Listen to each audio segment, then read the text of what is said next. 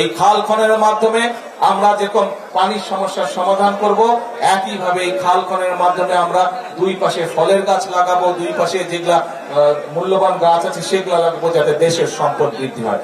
আরেকটা বিষয়, এখন যেহেতু খালে পানি নাই, নদীতেও পানি নাই, আমাদের কি করতে হয়, এই যে ডিপ টিউবওয়েল দিয়ে আমাদেরকে মাটির নিচ থেকে পানি বের করে আনতে হয়।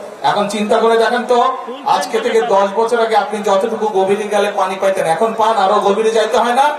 কি আরো গভীরে যেতে হয়? এখন আর অনেক গভীরে যেতে হয়। আগে যদি আপনি 50 ফিট গেলে পানি পাইতেন, এখন হয়তো 300 ফিট যেতে হয়, তাই না? ওই পানিও তো কমে যাচ্ছে, কিন্তু ওই পানি যদি কমে যায় তাহলে তো আমাদের সকলকে বিপদে পড়তে হবে।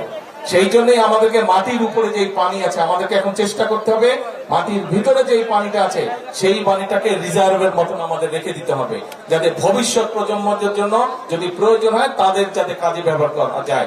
এবং আমাদেরকে মাটির উপরে যে পানি আছে সেই পানিটা যতটুকু সম্ভব সৎ ব্যবহার করা যায়, সুন্দরভাবে পরিকল্পনা করে, খাল খনন করে, নদী খনন করে আমাদেরকে মাটির উপরের পানিটা ধরে রাখতে হবে।